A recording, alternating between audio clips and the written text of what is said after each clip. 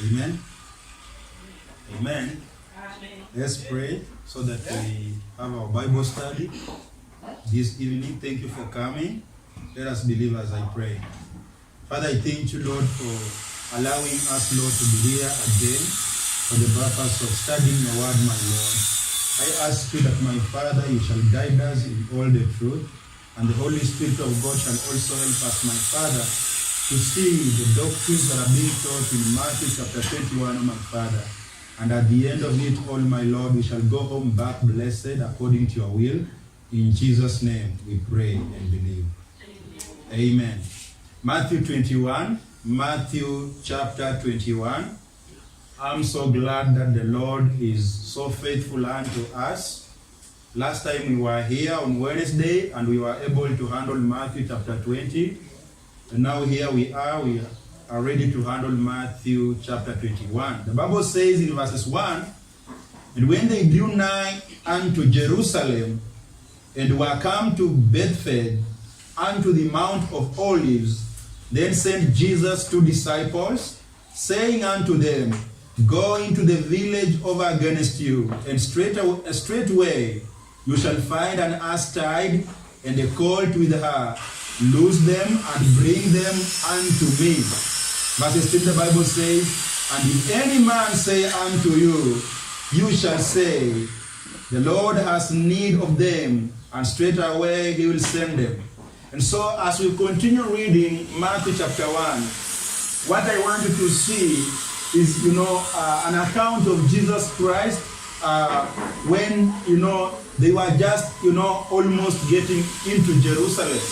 And this is what we call, this was in a preparation of our Lord Jesus Christ. 3 days, after 3 days, he will be crucified.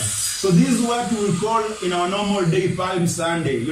He's here and he's sending his disciples to go and, have a colt or an ass tied somewhere that belongs to another person, to bring it over so that he can use it to enter Jerusalem. And so this is happening, knowing that he's only having 3 days alone, then he shall be crucified, as the Bible has prophesied concerning him. And the Bible says, as he is sending his disciples to go and bring the ass or to take the colt, he comes to a point and says, if the owner asks, you where you are taking his ass, just let him know or tell him that the Lord demands it. And it's so interesting because Jesus Christ has not seen these, as while they were just passing away, but because he has the power to even foresee things and to see things even, which are limited to us as human beings, he is able to tell his disciples just to go and untie. It is somewhere, it is ready. Amen. And so we can see that our Lord Jesus Christ has got power. He is not limited like we. Jesus Christ is able to see you even in your hidden area of residence. Jesus Christ is able to see you even when you are in that place that is called a private place. Jesus Christ is able to see you. So all this is happening in preparation for the Passover, and that it's just about after 3 days he will be crucified. Amen. Verses 4, the Bible says, All this was done that it might be fulfilled which was spoken by the prophet, saying, Tell ye the daughter of Zion, Behold, thy king cometh unto thee, meek and sitting upon an ass, and a colt, the foal of an ass. And you see the Bible saying these are fulfillment of a prophecy. And one thing we saw as we started, looking at the book of Matthew is that the book of Matthew is, most of it is a fulfillment of what was prophesied in the Old Testament. So even for Jesus coming to a point whereby he's instructing his disciples to go and, bring him an ass to sit on, is a prophecy that was, prophesied earlier, that Jesus will use it as he enters into Jerusalem for a purpose, of, fulfilling what has been prophesied and what was spoken earlier by the prophets of God. And so the Bible says that this was, as a result of a fulfillment, as a result of a prophecy that was given earlier. The Bible says in verses 5, look at verses 5, the Bible says, Tell ye the daughter of Zion, behold, thy king cometh unto thee, meek and sitting upon an ass, and are called the foal of an ass. Verses 6. And the disciples went and did as Jesus commanded them. Verses 7. And brought the ass and the colt, and put on them their clothes, and they set him thereon. So when the colt was brought upon, or when the ass was brought upon, huyu ni mwanapunda mwenye hajawahi beba chochote, the Bible says that they took their own clothes and laid on the colt, and Jesus Christ being the king, Jesus Christ being the king that is meek, Jesus Christ being the king, the lamb that is without any blemish, was put on, and they set him thereon. The Bible says they set him thereon. Where are they going? They want to enter into Jerusalem. Amen. Verses 8, the Bible says, and a very great multitude spread their garments in the way. Others cut down branches from the trees and strewed them in a way. I say this is what you normally see with, especially nowadays we see it happening with the Catholics. It's called the Palm Sunday, when they are carrying, branches, reeds, like it's a celebration. So this is exactly what is happening unto the people of Jerusalem as they prepare Jesus Christ to enter into Jerusalem. The Bible says some took their clothes and even laid on the way. Others took, branches and laid on the way. They are doing this for the sake of the King, who is our Lord Jesus Christ. And the Bible says in verses 9, and the multitude that went before and that followed cried, saying, Hosanna to the Son of David. Blessed is he that cometh in the name of the Lord. Hosanna in the highest. So you see, Jesus is entering Jerusalem, not alone, and not only with his disciples. Remember, he, in chapter 20, he just told his disciples, it's time we go to Jerusalem. But now as he gets into Jerusalem, he's sitting on a young donkey or an ass that has never carried anybody, that is still, young. And, the Bible says people are surrounding Jesus Christ. People are singing. The Bible says they are crying. They are saying, Hosanna to the Son of David. Why is it calling the Son of David? Because, Jesus came through the roots of David. Though he is the Lord, he is God, David calls him my Lord, but when he was God in the flesh, when he came over as a child in the manger, he came as the Son of David. The Bible says, blessed is he that cometh in the name of the Lord, Hosanna in the highest. Look at verses 10. The Bible says, and when he was coming to Jerusalem, all the city was moved, saying, who is this? And the multitude said, this is Jesus, the prophet of Nazareth of Galilee. So you can see that at the entrance of Jesus Christ in Jerusalem, the city never remained calm. The city was moved. People came together wondering, what is happening? Who is this that people are singing about? Who is this that people are praising? And as they asked, they were given a response of saying, it is Jesus, the prophet of Galilee.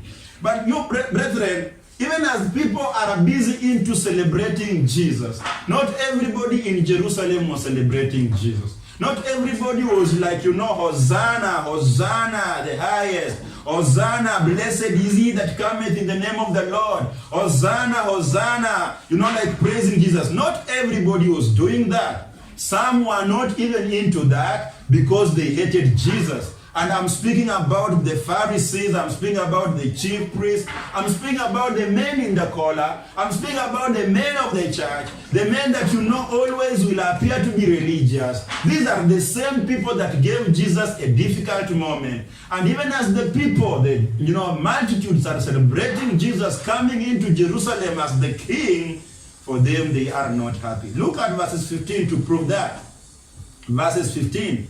The Bible says in verses 15 of the same chapter, and when the chief priests and the scribes saw the wonderful things that he did, and the children crying in the temple and saying, Hosanna to the Son of David, they were so displeased, meaning they were annoyed. They did not like it. They didn't like see children praising God. They didn't like see children praising Jesus. And they come to a point, verse 16, and said unto him, hearest thou what they say? But the Bible continues to say, and Jesus said unto them, yeah, have you never read, out of the mouth of babies and sucklings, thou hast perfected praises? So these people here are not happy about, children even praising our Lord Jesus Christ. They are not happy, hearing Jesus saying, Hosanna, Hosanna the highest. And Jesus comes to a point and tells them, have you not read? If we can come to a point and refuse to praise Jesus, even as grown-ups, if we can come to a point in our own, knowledge and understanding and in our own pride, we come to a point and say, we will not praise Jesus. We don't have time. You know what the Bible is saying here? The children will praise Jesus. Amen. And that is why it is important when we come to church. We come with our children. Sometimes I have noticed, even for grown-ups in this church, when people are singing, they are not singing. But you know what? Children are singing. And sometimes children can, have some difficulties in, singing the whole song, pronouncing the words well. But you know what? God is receiving their praises. And Jesus also said, if everybody can shut his mouth and say, I'll not praise Jesus, God is able to make the stones to praise him. Amen. So Jesus Christ deserves our praises. We should not be like the Pharisees. We should not be like the chief priests. We should not be like, so religious to an extent that we are so blinded. We cannot notice that this is the Son of God. This is, the Messiah. This is the Savior of the world who came to seek for the Lord. Let's praise him. It is good that when we come in church, it is good wherever you are, you praise the Lord. And these guys are not happy. To an extent, they are telling Jesus, are you seeing what they are doing? Are you seeing what these children are saying? Are you hearing what they are saying? And Jesus is confirming unto them, have you not read? Do you not understand that it was said so? Do you not understand that it was prophesied? Brothers and sisters, I'm also asking the same question. Have you not read? People are in church, but they are not reading the Bible. It is so wrong, brothers and sisters, if you can come to a point whereby you want Pastor Paul to spoon food you the word of God. And it is my work, yes, but you don't have to misuse me. It's good for you to read. Sometimes you are out there for soul winning. Sometimes you are there trying to show somebody the scriptures. If you read and read and read the word of God, you will not have, difficulties. But I came to notice that with people that here go, here come, they always want Pastor Paul to spoon feed them. Oh, Pastor Paul, which scripture says that Jesus did not baptize? Send me the scripture. Okay, I send today.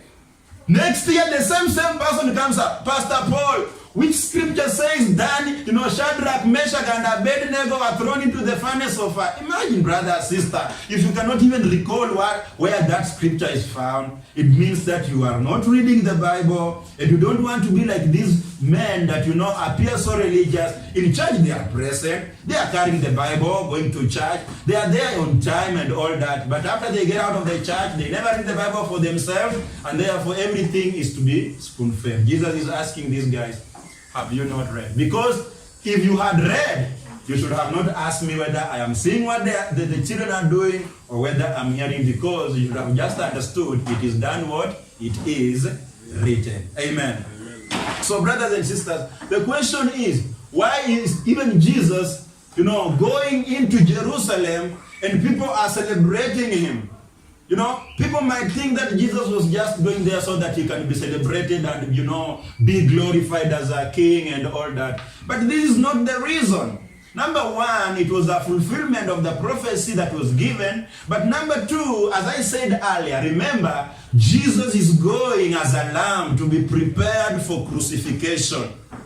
He's going knowing that after 3 days I'll be on the cross. So look here, he's entering Jerusalem in a ceremonious way, in a triumphal way, but at the end of it, all he knows in his heart, after 3 days I'm gonna be killed. After 3 days I'm gonna be crucified. I want you to go back to Matthew 20, the chapter that we just concluded recently, and see Jesus telling his disciples of the same. Because that is the whole point of them going to Jerusalem. Amen. He was not just going there so that people can now notice that the king has come. Of course, he's the king, but he was not to be, like, I'm just going so that I can be praised, so that people can, sing songs and all that. That was not the whole point of him going to Jerusalem. He went to Jerusalem with a reason. Matthew 20:17. Matthew 20:17. The Bible says, and Jesus, going up to Jerusalem, took the 12 disciples apart in the way, and said unto them, Behold, we go up to Jerusalem, and the Son of Man shall be betrayed unto the chief priests and unto the scribes, and they shall condemn him to what? To death.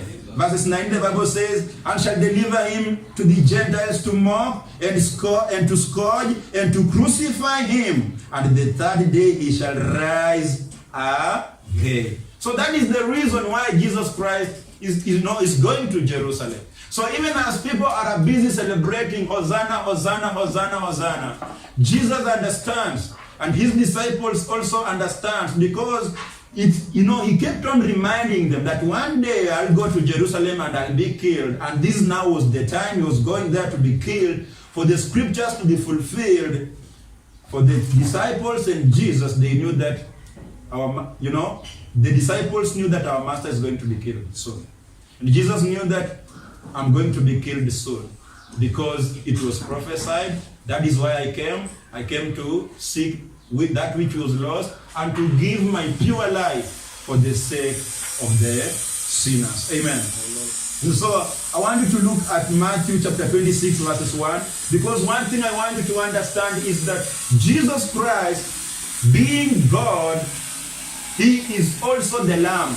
Because remember, he is going to be crucified. Why? Because he is the Lamb that was given by God, so that through him the world might be saved. And that is why the Bible says in John 3:16, For God so loved the world that he gave his only begotten Son, that whosoever believeth in him should not perish but have everlasting life. The Bible says in the book of Romans, chapter 5, verses 8, that God commended his love toward us, in that while we were yet sinners, Christ died for us. So Jesus Christ is the Lamb of the Passover. And that is why he is going to Jerusalem to partake of the Passover. But he knows that I am the Lamb to be crucified. And we'll see that even in the Old Testament book to prove that Jesus Christ is the Lamb. Look at Matthew 26 verses 1. You can also put your finger there and also open Exodus 12. So you are in Matthew chapter 26. We will also read from Exodus chapter 12. The Bible says in Matthew 26 verses 1, and it came to pass, when Jesus had finished all these sayings, he said unto his disciples, You know that after 2 days of the feast of the Passover, and the Son of Man is betrayed to be crucified. So you see, he's letting them know that after we have had the Passover, what comes next? The Son of Man shall be crucified. Why? Because he shall be betrayed by one Judas Iscariot, who was also part of the 12, but the Bible says Jesus knew that he never believed on him, and the Bible calls Judas Iscariot the devil, the one that was having the devil. Jesus said, Have I not chosen you 12? And one of you is the devil. Amen. Look at Exodus chapter 12 verses 1. So you can see, Jesus is going to Jerusalem as a lamb of the Passover, ready to be crucified, ready to be killed, ready to be offered for the sake of my sins and your sins. Because me and you are to pay. The Bible says in Romans chapter 6 verses 23, For the wages of sin is what? Death. I and you are meant to suffer the punishment, eternal punishment in hell.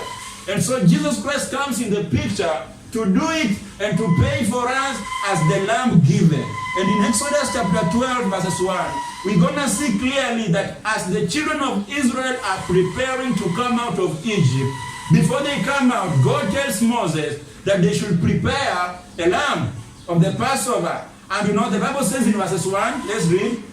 The Bible says, And the Lord spake unto Moses and Aaron in the land of Egypt, saying, This month shall be unto you the beginning of the month.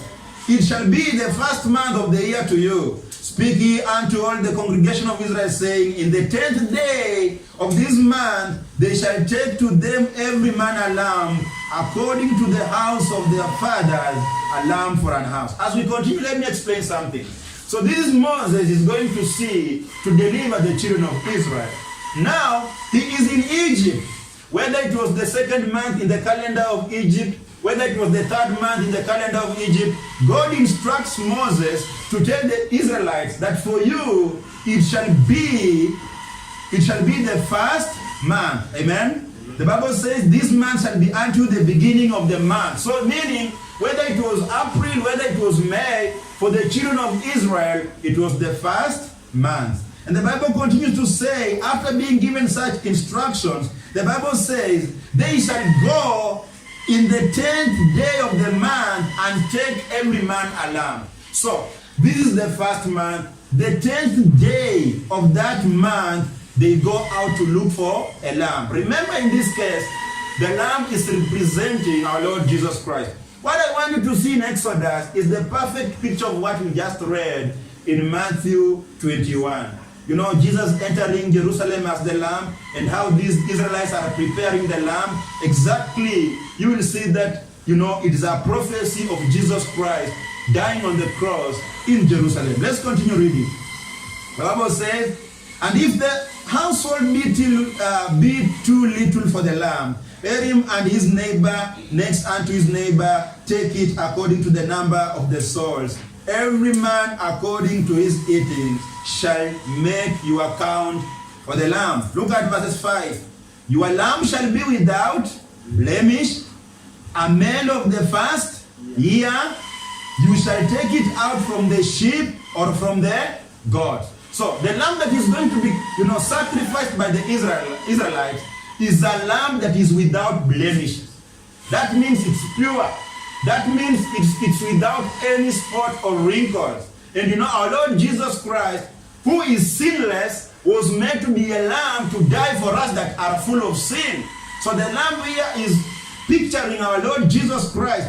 And you know, in them killing the lamb, pictures the crucifixion of Jesus Christ. Look at verse 6.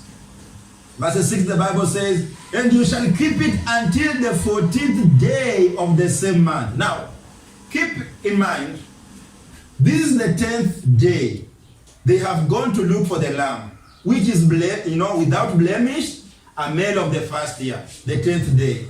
And you know, having the lamb for the, beginning of the 10th day, they are not just killing it on the very 10th day. God is requiring them to keep the lamb until the 14th day. So now we have the 10th day, then we have 11th day, 12th, then 13th. Those are 3 days. Amen? Now if you remember Jesus going to Jerusalem, he was to be there for 3 days. Then the 4th day, he shall be crucified. Amen?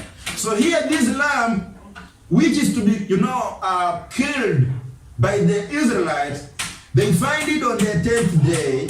God instructs them to keep it until the 14th day, which means they shall kill it. They shall slaughter it on the 14th day. So from the 10th day to 14th day, that means we have 3 days. Then on the 4th day, the lamb is done what? Is killed. Exactly with what happened with our Lord Jesus Christ. He is in Jerusalem. He is counting days. He knows that this is the first day, second day, third day. After the third day, the 4th day, I will be done what? I will be killed. Amen. And so the Bible says, and you shall keep it up until the 14th day of the same month, and the whole assembly of the congregation of Israel shall kill it in the evening. Our Lord Jesus Christ was not killed in the morning. He was killed in the evening. And you see the lamb here also, as the children of Israel are preparing to come out of Egypt after the Passover, the lamb was killed in the evening. So you can see Exodus chapter 2 is a perfect picture of, what is happening in Matthew 21 as Jesus is being prepared as the lamb to be crucified and being killed in the evening. Exactly what we see in Exodus. So you can see it's a prophecy. Amen. Anything that you read in the Bible is not accidental. Nor is it a coincidence. No. It is there for a reason. And if you are a good reader of the Word of God, and you have the Holy Spirit of God, every chapter you see, you will see Jesus Christ coming up, the prophecies coming up, the Bible being fulfilled. And that is the beauty of the Word of God. Amen. Let's continue with Matthew 21. So far we can see that Jesus Christ is going to Jerusalem. They are celebrating. They are singing songs. Children are singing Hosanna, Hosanna. But the chief priests and the men of the temple, are not happy about it. They are envious about him. But we get to see that Jesus has gone to Jerusalem with a purpose, knowing that after 3 days he's going to die because of your sins and because of my sin, to redeem that which was lost. Let's continue. Matthew 21. Look at verses 12. Now this time Jesus is in Jerusalem already. And Jesus went into the temple of God. Now, when you see the word the temple, in the Old Testament, the temple represented the church. The temple is the house of God. Today we don't have the temple. Today we have what we call the church. And the temple in those days was, a building that would house, people going in, and Jesus used to go into the temple. But today, what is called a church is the congregation of saints. Amen? So, today we don't have temples. Today we have what we call the church. The congregation, the meeting, the converging, the assembling of the saints. When I and you seated here, the Bible says, Jesus said, where 2 or 3 are gathered in my name, his presence is with us here. That is the church. And so the Bible says here, and Jesus went into the temple of God, that means the church of God in the Old Testament, and cast out all of them that sold and bought in the temple, and overthrew the tables of the money changers, and the seats of them that sold doves. Imagine, Jesus knows that my days are just coming close to be killed. But that doesn't discourage him, to continue doing whatever he is required to do. The Bible says he goes into the temple and he finds people doing businesses. The Bible says people exchanging money. People have changed the house of God into a place of exchanging money. People have changed the house of God, and they are selling things there, they are exchanging, they are doves and all that. And verse 13, and said unto them, it is written, my house shall be called the house of prayer, but you have made it a den of thieves. That is a very strong statement, brother. That is a very strong statement, sister. And I want you to give it your attention. The Bible is saying that these people have changed the house of God from being a place of prayer to a place of thieves, where thieves, converge and, steal and do everything. Let me just tell you for a fact. Jesus is simply saying, if we come at this place the way we are seated, and we begin exchanging money, we begin selling, unto each other our goods and our business commodities, or Pastor Paul comes up with books and begins to sell unto you, or, we begin selling unto these sermons, we are called thieves. And exactly what Jesus is saying is that we shall have, converted the house of God. We should be a place of prayer into a den of thieves. And you and me agree that this is what is happening outside here. And I don't mean to say that every place you go is a house of God. The Bible says others are the synagogues of the devil. Others are, if we used to have the synagogues of the devil, even today we have the churches of the devil. They also have the name of Jesus. They also do things in the name of Jesus. The Bible says, devil, Satan, he's transformed himself into an angel of light. Even so, his ministers shall be transformed, are transformed as ministers of light. And therefore, today, I don't mean to say that every church is the church of Christ. I don't mean to say that every church you see people converging on Sunday and all that is, the church whereby, as in like Jesus Christ is with them there. That is not the point. But I'm saying we have the churches of God, which are true churches, but people are deep into businesses. People are selling books. People are selling, people are exchanging money. We are out there with, soul winners. preaching the gospel, bring people in church. Then another guy just comes with his businesses, begins to tell people in church, I am selling here mandazi, I'm selling here clothes. Please, after the service, buy them from me. That is a thief. Because if you want people to come and buy your own things, create your own platform. Amen? Create your own platform at the marketplace and let people come buy your things at the marketplace. Instead of you waiting for the pastor to pray and God for soul winning together with the church saints and bring people in church, and you come ready knowing that there's a ready market in that church. That is very wrong. Today, pastors are deep into businesses. They have opened canteens in the churches. You know what? Because they know that if I have 100 people and, these people are coming with their children, definitely the children will feel hungry. So let me open a canteen here, sell some, tea and mandazis. At the end of the service, I'll be going home, pocketing like 10K, 5K and all that. You see them preaching on TV every time. What are they doing? They are just using the name of God to make money. They're always reminding you, please call this number. M-Pesa number is, is just scrolling here, down here. Using the name of Jesus Christ to make profit. Using the name of Jesus Christ to make money. And it's something that is also happening even with the so-called gospel musicians or gospel industry. They are just using the name of God to enrich themselves. They are making, using the name of God to live in good houses. They are using the name of God to, the name of Jesus Christ to build good houses, to drive good cars, to live a luxurious life, putting on well, and people will call that the glory of God. That is not the glory of God. The Bible says these are thieves. Amen. We are not here to make money. I believe that the reason why you are seated here is to hear the word of God. But if you have come here so that you can find clients, so that you can find customers, so that you can find a ready market, understand this. Jesus is saying you are a thief. And you are making the house of God to be a den of thieves. You know what is a den? It's like a den of lions. You don't find there only one lion. You find several lions. So when Jesus is saying a den of thieves, there are more than two thieves doing the business. They have changed the reason, of God's house into a merchandise, making people, making profit out of people. And pastors also can sell things unto you. You do not accept that. And you also don't come with your things in the church. This is a place of prayer. And anybody can come here to pray, and anybody can come here to hear the word of God, but not for the reason of making money and making profit and, for your own, selfish interest. I want you to go to Isaiah 56. Isaiah 56, so that you can see what Jesus is trying to say when he says the house of God is a house of prayer. It is not discriminating anyone.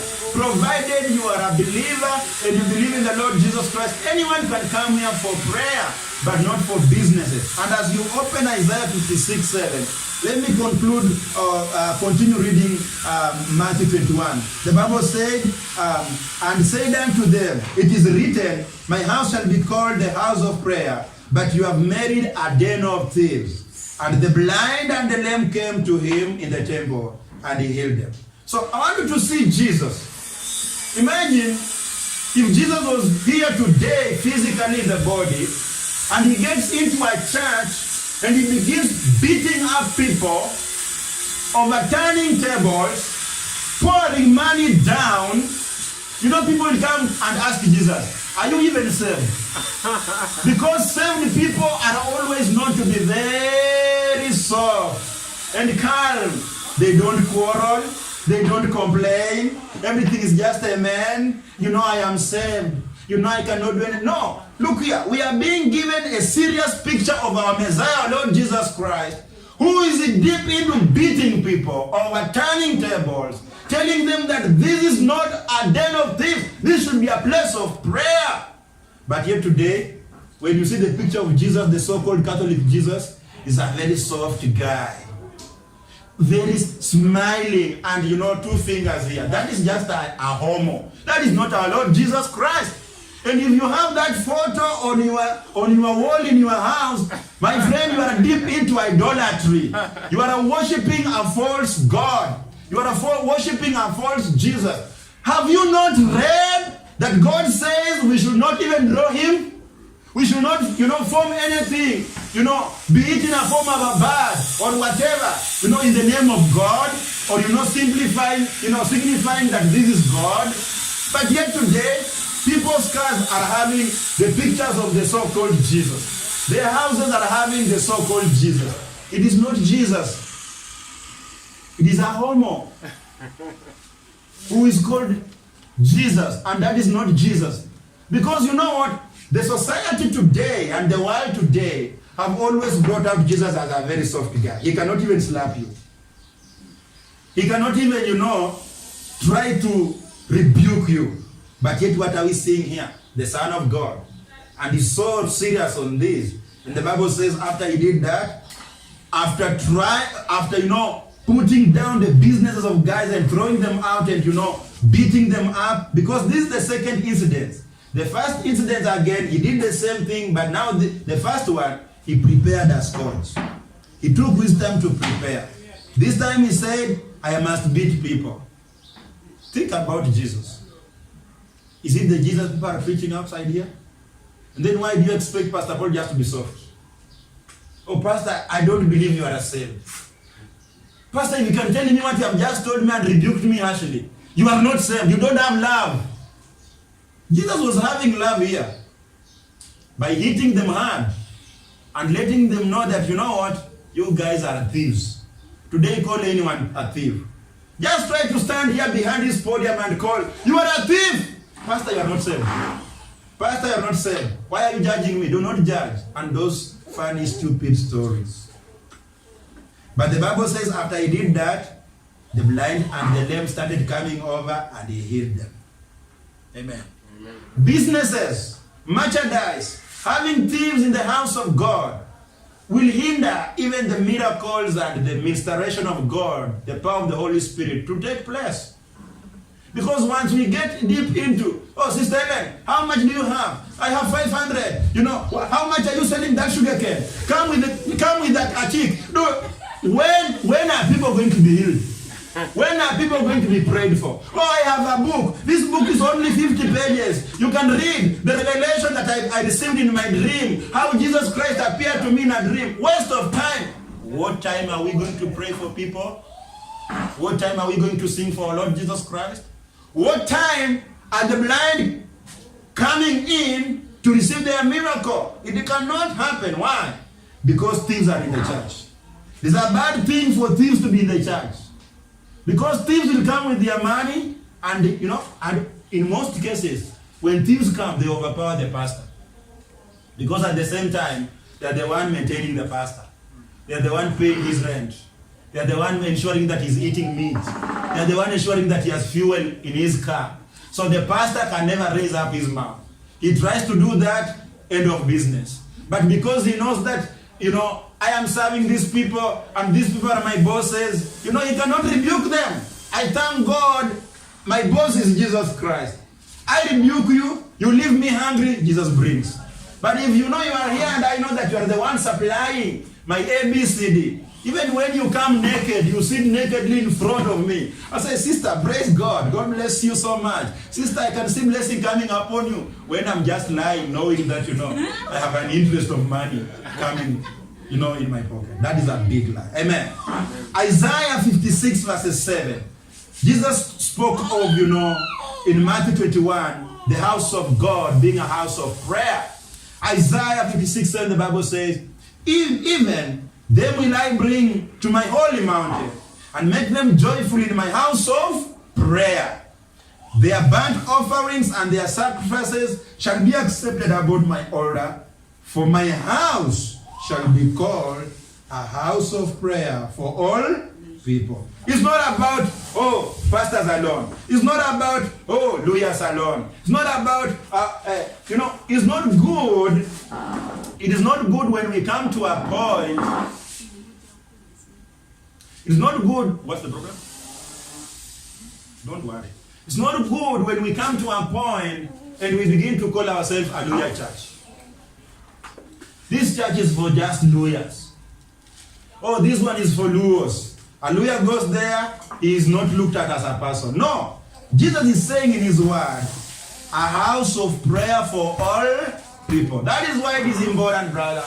When lawyers, Kikuyus, and all the people come in here, they should feel that they are in the house of God. They should pray. They should feel that they are, in the presence of God. Not feeling that, I am amongst the Kikuyus. I am amongst the Kambas. I am, let us dance the Kamba style. Let us dance the Kikuyu style. That is not the case. When we come in the house of God, tribes don't matter. When we come in the house of God, I don't care whether you are a Bukusu, I don't care. I don't care whether you are a Kikuyu, I don't care. What I know is that you are a saint.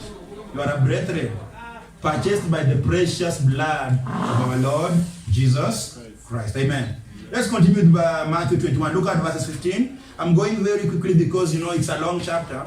Verses 15, the Bible says, and when the chief priests and scribes saw the wonderful things that he did, and the children crying in the temple and saying, Hosanna to the Son of David, they were so displeased and said unto him, Hearest thou what they say? And Jesus said unto them, Yeah, have you never read? Out of the mouth of the babies and suckling thou hast perfected praise.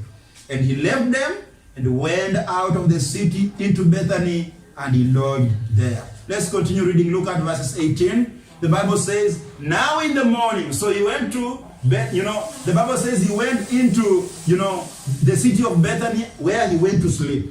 Amen? And now in the morning, look at verses 18. The Bible says, as he returned into the city, he hungered. That means he felt hungry.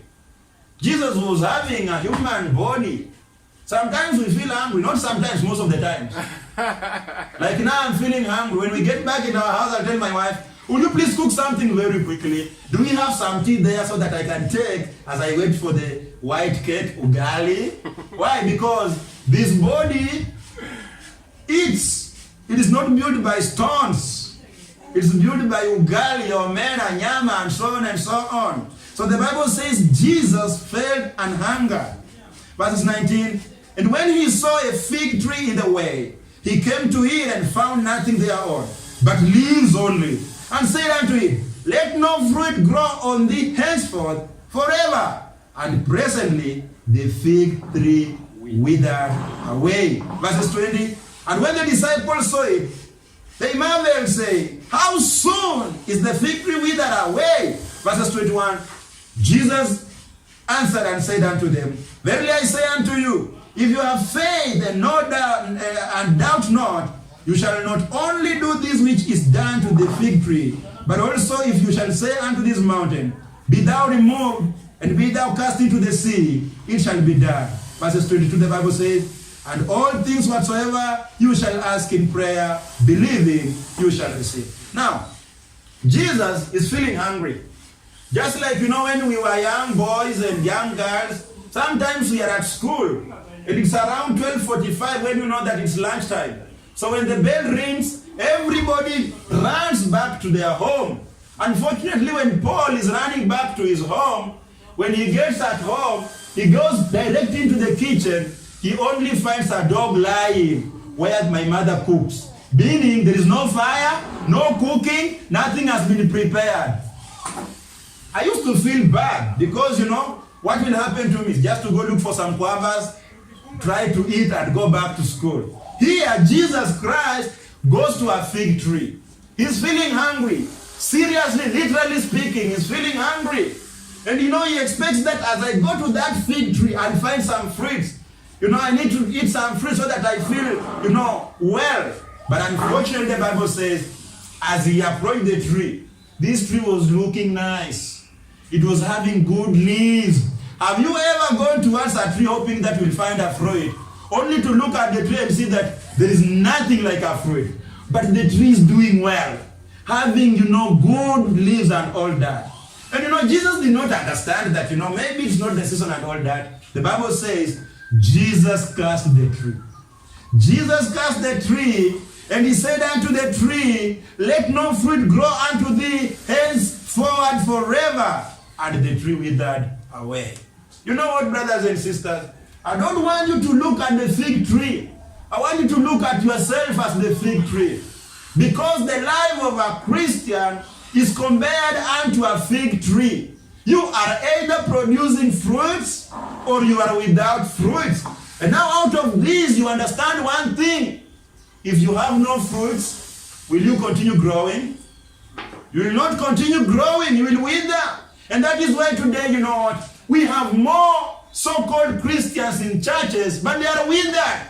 You know, to be a Christian that will, you know, excel and continue, you know, growing and growing according to the will of God is until you produce a fruit. Until you produce a fruit of your own kind. What am I saying? You make sure you are out there also producing another sheep. You go out there and do what we call soul winning. But you know, this habit of just coming into the house of God after you get saved and you begin just sitting on the chair, here come January to December, you never give, you know, birth to any fruit. You are one person Jesus looks at and says, you shall never give any fruit. That means you will wither. And you know, I want you to go to John 15 so that you understand even more about, you know, the issue of bearing fruit. Because, you know, if you go to a church that does not bear fruit, that church is dead. That church is withering. That church is not growing. And you know, that church is having people that are not bearing fruit. These are fig trees that are without fruit. Even when Jesus Christ requires that he gets a fruit out of it and eat, then he notices that there is nothing. I will continue being hungry. You know what? Out of that, you might wither. And so it is good for you to make sure that as a Christian, don't just be a Christian of sitting in the church. You know, bear fruit where you stay, man. It's not a must that Pastor Paul should call you over so that you go to, you know, and bear fruit. You know, when you go to the west, we have vineyards on the west. East, we have vineyards. North, vineyards. South, vineyards. It is up to you to know, to stop standing idle and begin to work for God in the vineyard and wait for him to reward you. Amen. But this habit of people, and you know, I speak knowing that this is not a perfect church. I would wish that in this church, everybody goes out there and bears fruit. But unfortunately, you know what? It is not my work to come in your house and force things into your stomach. I cannot come into your house and force you to read the Bible. But mine is just to remind you. And that is why I keep on reminding guys in this church, you know what? You need to bear fruit. Without that, you shall wither soon. You shall just remain a Christian by name. But looking at a fruit, nothing, and that is now when you continue withering and withering and withering. Look at John 15:1. The Bible says, John 15:1, the Bible says, I am the true vine, and my Father is the husbandman. So you see, number one, who is the vine? Jesus Christ, amen? And the Father, who is God the Father, is the one taking care of that vine. Is the one ensuring that it is well fed, it's having manure, it's pruned and all that. Verses 2, the Bible says, every branch in me that beareth not fruit, he taketh away, and every branch that beareth fruit, he purgeth it, that it may bring more fruit. Look here, this is not about losing your salvation. No, this is about, are you having fruits? God the Father will prune you so that you continue giving more fruits. Are you not having fruits? God the Father will remove you. You will wither. You will say, you know, you are not helping me anything. I am just giving you manure, trying to dress you, trying to make sure that you have water, but you are not bearing any fruit. The Bible says he removes you. Why is he removing you? Because he understands you are not useful. You are just a Christian that is not useful into his business. You know, you are just standing at the marketplace idle. You are there saying, nobody has sent me. Even when you are being sent. Nobody has sent me. Oh, we are just here beating stories. Time comes when God the Father notices that this fruit, this branch here is wasting my resources. He removes.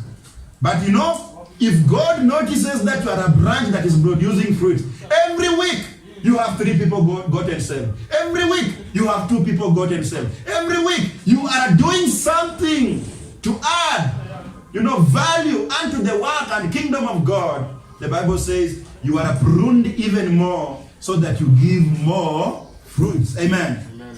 Verses 3, the Bible says, now you are clean through the word which I have spoken unto you. Abide in me, and I in you. As the branch cannot bear fruit of itself, except it abide in the vine, no more can ye except you abide in me. What is Jesus saying? Jesus is saying, you will not come to a point and say, I will give fruits without the vine.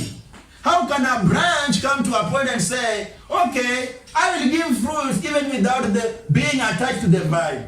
How can, let's assume this is the fig tree. How can this branch, if I was able, I would have broken it. But you know, how can this branch come to a point and say, okay, I want to detach myself from the tree, therefore I'll continue giving the fruit? It's not possible. So Jesus is saying, if you want to continue giving fruits, abide in him. Brothers and sisters, people are not abiding in Jesus today. Yes, they are Christians, but they are not abiding in Jesus Christ today. You know, a guy says, I'll continue serving God while outside the church. How will you do it? You are not abiding in Jesus Christ. Because here we have Jesus Christ. He wants us to come. And you know what? The Bible says that it's out of us hearing his word. His word makes us to abide in him forever. And it is that word that encourages you and me to go out and do something in the vineyard and produce what? Fruits. Amen? But what if you don't abide in him? Jesus is saying you cannot bear any fruit. Forsaking fellowship, forsaking church, forsaking the word of God will make you never to bear any fruit in your life. As a Christian, never tell me that you will bear fruits outside there. Never tell me that you will be able to just be in your house and enjoy yourself. Then one morning in the on Monday you wake up and say, I'm going to bear. No. And no, the devil is a liar. Today people think that when they dance music, they are serving God and they are bearing fruit. You know?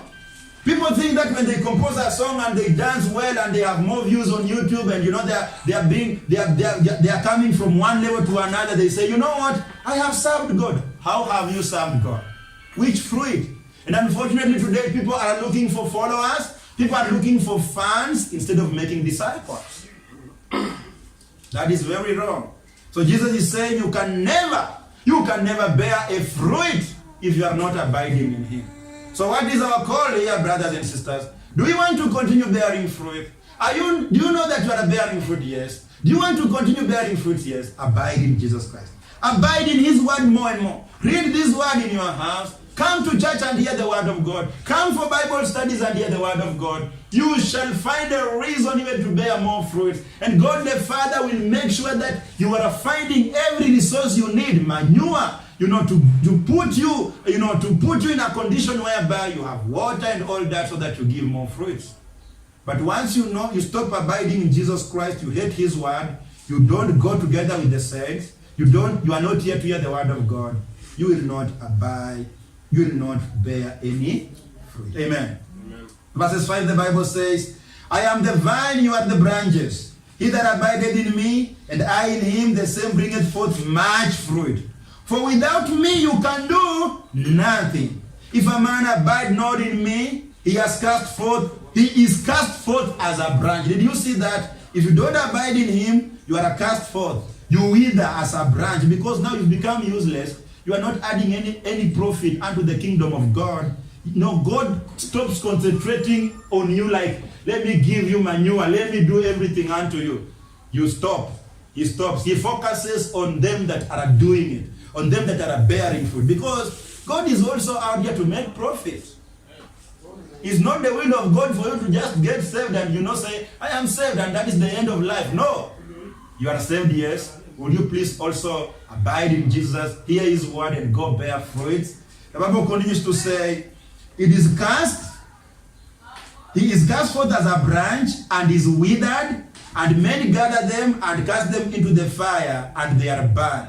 Verse 7, if you abide in me, and my words abide in you, you shall ask what you will, and it shall be done unto you. Herein is my Father glorified, that you bear much fruit, so shall ye be my disciples. You bear much fruit, you are the disciple of Jesus Christ. What if you are not bearing any fruit? Will you say you are a disciple? You are not a disciple. Yes, you are saved, but you are not a disciple. Now, I want you to keep note of, if you ask anything, if you abide in Jesus Christ, the Bible says, if you ask anything, it shall be done unto you.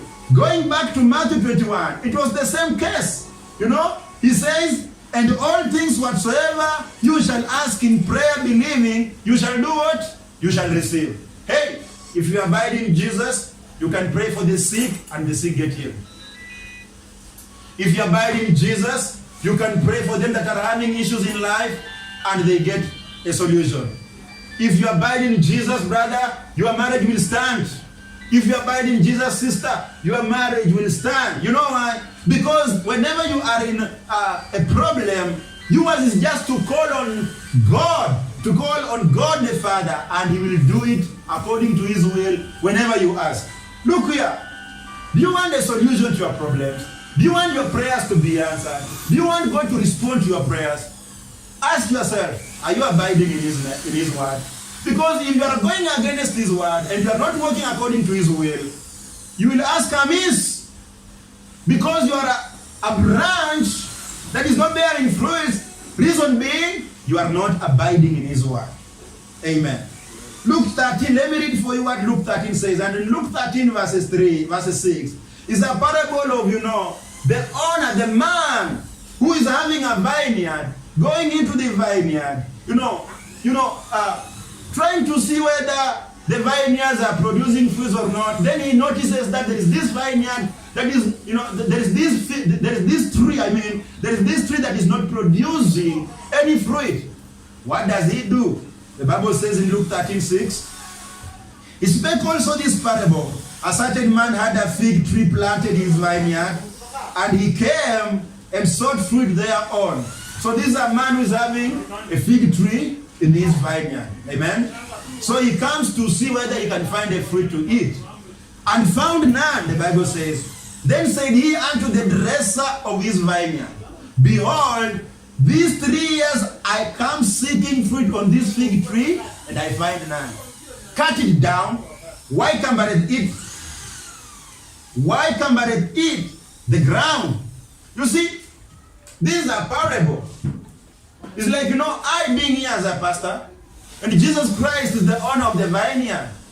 Then, he knowing that you are, the fig tree, he comes every year to check whether you have a fruit. He notices that there is no fruit in you.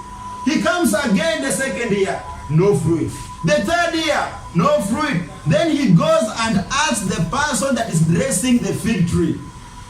The person that is always making sure that there is manure, there is water, it has been pruned and all that. Then he tells the dresser, you know what? Cut this tree down. Because I've been coming here for 3 years, it is not having any fruit. So it is not beneficial unto me. But look at what the dresser responded to this man. Verses 8. The Bible says, and he answering said unto him, Lord, let it alone this year also, till I shall dig about it and dung it. And if it bear fruit, well. And if not, then after that thou shalt cut it down. You see? So the boss wants the tree to be cut, but the dresser says, okay, let us just give it a try. Maybe 1 year more. If it bears fruits, then it will continue surviving. But if it is not bearing fruits, we'll do what? We'll cut it down. I want you to see a picture of a preacher, a picture of a saint, praying for you that is not bearing a fruit. Because at the end of it all, Jesus is the owner, and he's saying, will we please cut this tree that is not bearing fruit? It is wasting our resources. But the dresser is pleading with the master. Let us give it a try. And that is why, brothers and sisters, every Sunday, every Wednesday, every Friday, we are here and Pastor Paul keeps on reminding you, before you are cut down, before you are disregarded as a branch that bears no fruit, will you please do something? Giving you the word of God. And that is what is called dung. Taking manure and putting upon you. God allowing you to go through all that you can so that you can do something. Understand that you have been given a chance. a second chance. It's you to wake up. You know, when we go out for soul winning, it's not about Pastor Paul. Do you think, in my own thinking and reasoning, do you think I need people to be won to Christ so that they come to live in my house? It is God's work, amen? So it is me and you to encourage each other to go and bear fruits. But if you are not, it is my work to keep reminding you. God is patient with you, and God wants each one of us to wake up and bear fruit. You got saved 2005. You got saved in the year 2018. You got saved in the year 2016. You got saved in the year 1995. You got saved in the year, some even come and boast and say, you can tell me nothing. I got saved in the year 1985 before you were born. So what? If you are not bearing any fruit, you are unprofitable unto God. And the branch will be cut off and it will wither. Amen. So it's not about you boasting on when you are God, you got saved and all that. It's about you working for God, because God has an interest in a branch that is bearing fruits. Amen. So brothers and sisters, allow me to go through the rest of the part of Matthew chapter 21. And this is, to just help me conclude the chapter, because I can see that time is not on our side. But even so far, I believe that you have gotten some doctrine out of whatever we have just covered here. So the Bible continues to say in verses 23, the Bible says, and when he was come into the temple, the chief priests and the elders of the people came unto him as he was teaching and said, by what authority dost thou these things? And who gave thee this authority? So remember, these are the guys that don't believe in Jesus Christ. In fact, they see Jesus Christ as a guy that is trying to hinder them exercise their power and enjoy the privilege they have in the eyes of people. So they come over to ask Jesus, tell us the power you are using to do these things. And verses 24, the Bible says, and Jesus answered and said unto them, I also will ask you one thing, which if you tell me, I likewise will tell you by what authority I do things. So Jesus is not quick to tell them that, I'm using the Holy Spirit of God, I am God, I have all this power. No. Because, Jesus knows that even if I tell them, that is not the reason why they're asking me. They have no interest of knowing the power I'm using so that they appreciate and acknowledge it. They are just asking me this stupid question for the stupid reasons. And so Jesus is telling them, I'm going also to ask you a question. If you answer me right that question, then I'll tell you the power I'm using. In verses 25, the Bible says, the baptism of John. Now this is Jesus asking them. The baptism of John, whence was it? He's asking them. The baptism that John was baptizing, where did it come from? From heaven or of men? And they reasoned with themselves, saying, if we shall say from heaven, he will say unto us, why did you not then believe him? Are you seeing something there? So they are also clever.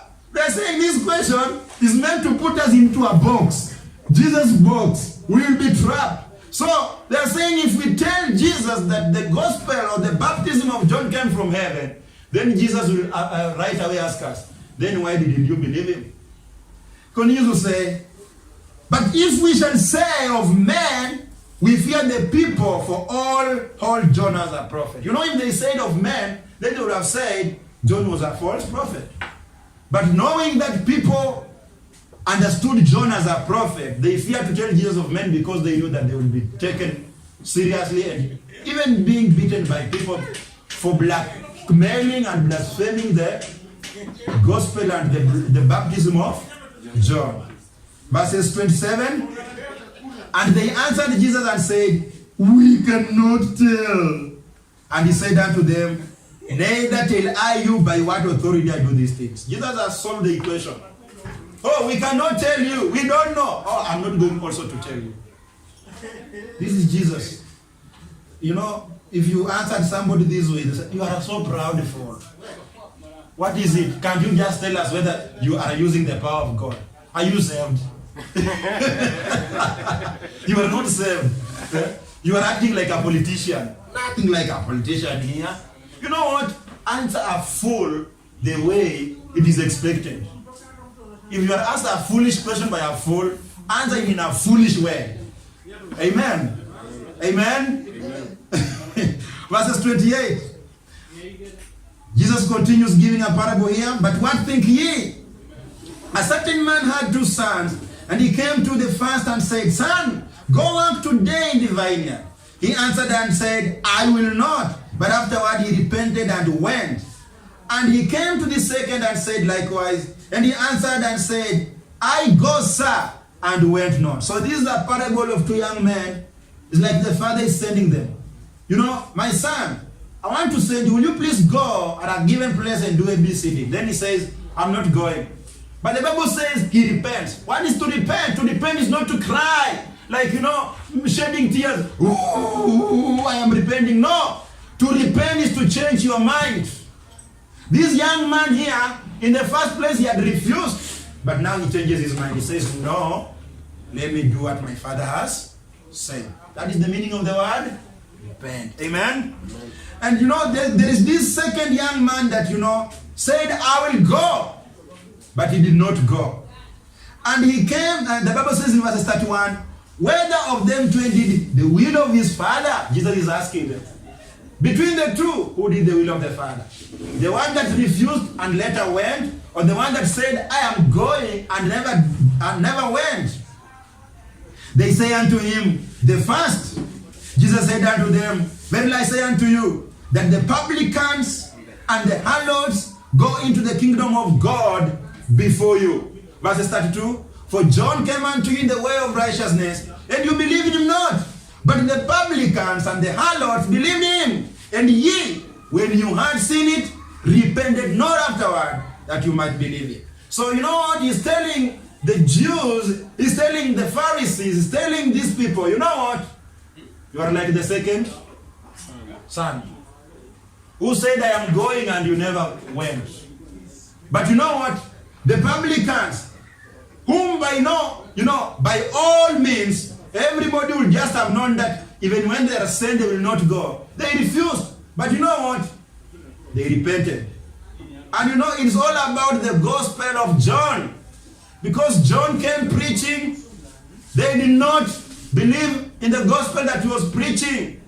But them that were known to be stiff-necked and never to believe the gospel, them that were looked at as, you know, dirty, unpleasant, unholy, not called of God, the harlots, the publicans, are they that believed the gospel.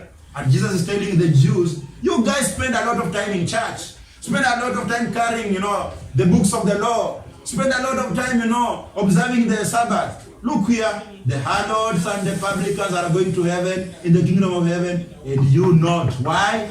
Because you are the guys who said, we are going, and you refuse to go. You know, this is the gospel that people need outside here. Because people think that the more you go to church, the more you go to heaven. You could be going to church and you are not saved. Because you have never believed on the gospel of salvation by faith alone. You are them that say, I believe. But you need to stop APC so that you go. You are like them that say, we will go. But they are not going. But outside there, them that have never been to church, them that you know have never been, maybe even they do not have the Bible, they listen the gospel, they believe, they go to heaven. Amen. Verses 3, the Bible says, here another parable. There was a certain householder which planted a vineyard and hayed it around about, and digged a winepress in it, and built a tower, and let it out to husbandmen, and went into a far country. Verses 34, and when the time of the fruit drew near, he sent his servants to the husbandmen, that they might receive the fruits of it. And the husbandman took his servants, and beat one, and killed another, and stoned another. So this is a man that is having a vineyard. He's planted his fruits in the vineyard. He's taken husbandmen or people to take care of the fruits and all that. And now knowing that his vineyard is ready, the Bible says he sends his servants to go and tell the husbandmen to give the fruit so that they can take the fruit to the owner. But you know, they don't give the fruit. Instead, they begin to kill the servants and stone others and do every wicked thing upon them. Amen? Verses 34. 35, I mean. Verses 36, I mean. The Bible says, again, he sent other servants more than the first, and they did unto them likewise. But last of all, he sent unto them his son. Now remember, this is a parable. If you can see, the son mentioned here is Jesus Christ. You know, the servants are the men of God being sent unto the husbandmen, the men that the Jews, the Israelites that were called, you know, to show for the works of God so that other nations can believe in the gospel and believe God, the true God. You know, every time the servants are being sent, they are killed. Now the owner, God the Father, decides to send the Son, who is Jesus Christ. But last of all, he sent unto them his son, saying, they will reverence my son. If I send my son, they will reverence him. They will honor him. They have some regard. They might not think about killing him.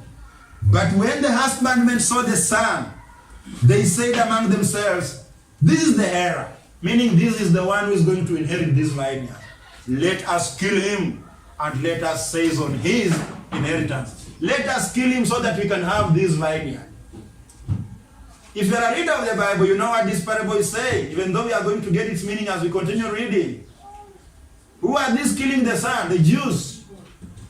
Instead of them seeing the son being sent unto them, so that, you know, they can embrace him and say, oh, the Savior is here. Oh, we've been killing the servants. We've been killing the servants of the master, but now the Savior is here. The Son of God has embraced him. They decide to kill him. Amen? Amen. The Bible says, and they caught him and cast him out of the vineyard and slew him. When the Lord therefore of the vineyard cometh, what will he do unto those husbandmen? Remember, this is a parable Jesus is telling them. And Jesus is just in a few days going to be killed. So kind of he's trying to tell them, you guys are going to kill me. I'm the son. I'm the son. So he's asking them, what do you think the owner of the vineyard will do unto these men that have killed the servants, and now later they have killed his son? They foolishly answer. Look at verses 41. They say unto him, he will miserably destroy those wicked men, and will let out this vineyard unto other husbandmen, which shall render him the fruit in their season. It's like, you know, when David had committed sin, and the prophet is sent unto him, and, you know, the prophet begins to speak unto him in a form of a parable. And then David comes to a point and says, you know what? That man that has done that wicked deed must be killed. And then the prophet tells David, it is you. It is you. So these guys here are telling our Lord Jesus Christ, those people are very bad. They have to be destroyed miserably. Not just destroyed. They have to be destroyed miserably. Meaning without mercy. And then the vineyard should be taken and given unto the faithful husbandman. They don't know that they are just killing themselves. They are just judging themselves. Verses 42. Jesus said unto them, did you never read in the scripture, the stone which the builders rejected, the same is become the head of the corner? So the problem of these people, they never read. Because every time Jesus is talking unto them is about, did you never read? Have you never had an opportunity of reading? There is a problem when you don't read, because you will act foolishly. So Jesus is telling them, did you never read in the scripture, the stone which the builders rejected, the same is become the head of the corner? This is the Lord's doing, and it is marvelous in our eyes. Therefore say I unto you. Look at, Jesus is just right away pointing his finger into their eye. Therefore I say unto you, the kingdom of God shall be taken from you and given to a nation bringing forth fruits thereof. And whosoever shall fall on this stone, meaning Jesus Christ, shall be broken. But on whosoever it shall fall, it will grind him to powder. And when the chief priests and the Pharisees had heard his parable, they perceived that he spake of them.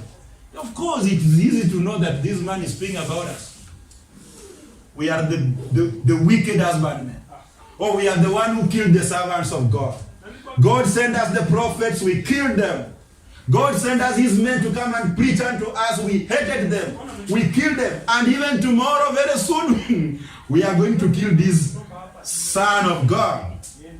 But when they sought to lay, look here, after they perceived that Jesus is speaking about them, you know what they said? They did? But when they sought to lay hands on him, of course they could not just understand that Jesus is speaking about them and then relax. No. They get furious. They begin looking where the stone is. And you know, Jesus was always in this trouble of running away from stones. Because stones were weapons that were greatly used during that time. If you read the books of the covenant, the old covenant, you get to see that God is even commanding people to take stones and stone people who have committed an abomination against him. Amen. And so during the time of Jesus Christ, also these men were willing to lay hands on him, ready to stone him. And the Bible says here, they were willing to do so. But they feared the multitude. They feared the people that were surrounding Jesus, because they took him for a prophet. People looked at Jesus as a prophet, and therefore these men here would have not tried to harm Jesus at that point. But you read other scriptures, Jesus, knowing that these men are planning to kill me, he disappears and all that. Why? Because his time had not yet come. Amen. Let's pray. Father, we thank you for your word this evening. Thank you for your children. The Bible says that it is your will that we abide in your word. And Lord, I pray that even in this generation where people are so busy minding about their own affairs and the stomach and all that, that Lord, you shall enable your children to keep, focusing and follow on the word of God, so that it gives them the opportunity of abiding in you and bearing fruits.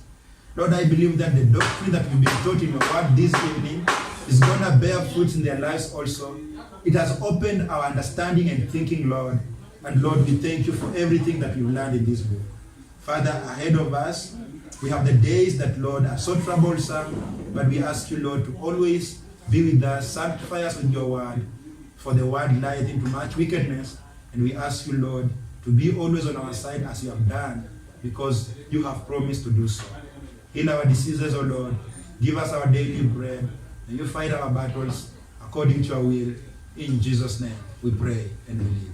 Amen. Amen. May God bless you. We've come to the end of our service today. Amen. Amen. Amen.